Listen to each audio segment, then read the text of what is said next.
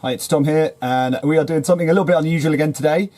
We are on board a boat that I've bought sharing, and I thought I'd give you guys a quick tour.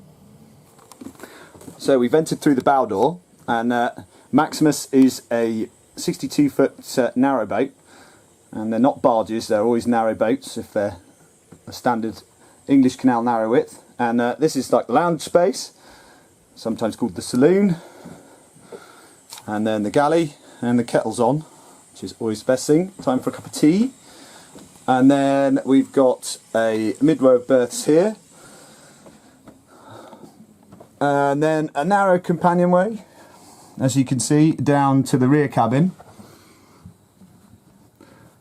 There's the rear cabin. And the rear cabin has got porthole windows. And then we can go out onto the working part of the boat.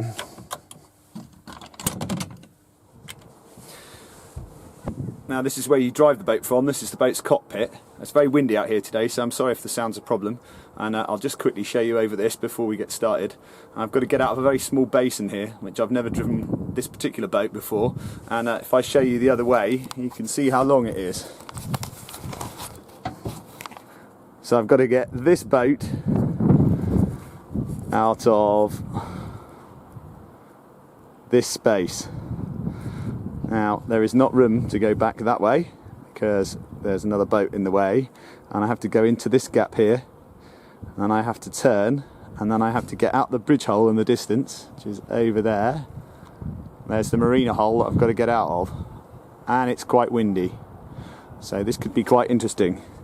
At the back here is the tiller, and then there's the engine dials and controls. Down here, some horse lever, and the engine is a big 42 horsepower diesel engine, which is underneath these two hatches here. There's a big 4-cylinder Shire diesel under there.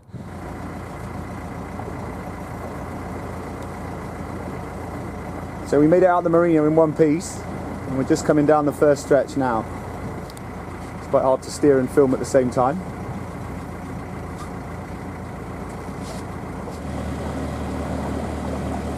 But I'm not going to the bank while I'm filming.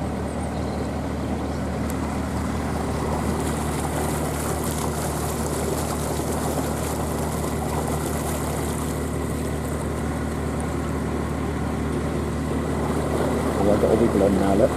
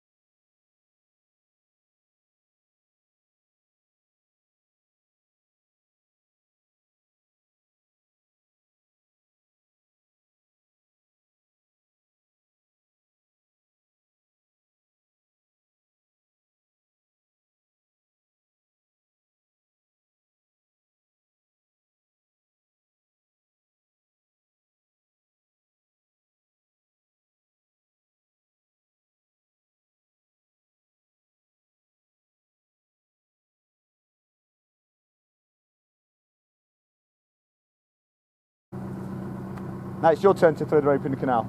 And my turn to get wet rope on the head. Go on then. No, don't worry about it. I'll get it, yeah. Oh, that was good. That was better than mine. Only a little bit of it went in the canal. Well done.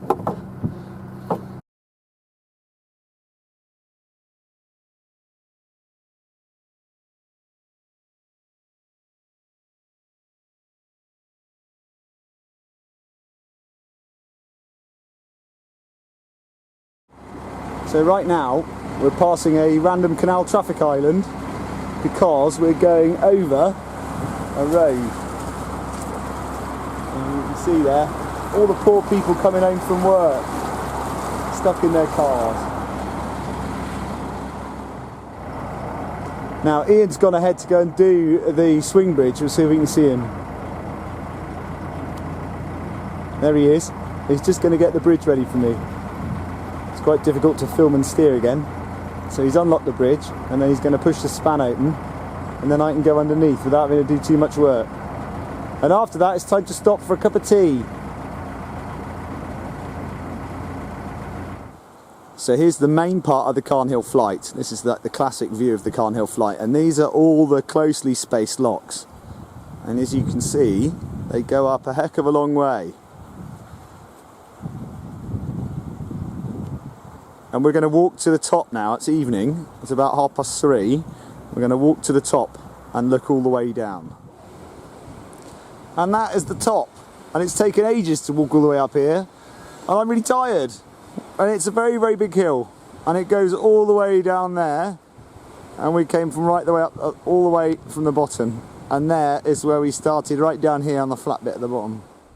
So the final day, the camera decided to die. So I haven't got a lot of footage, but we did discover what happens if you let all the water out of the canal.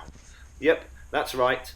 Some special brew swilling idiots decided to open some paddles in the middle of the night, and this is the result.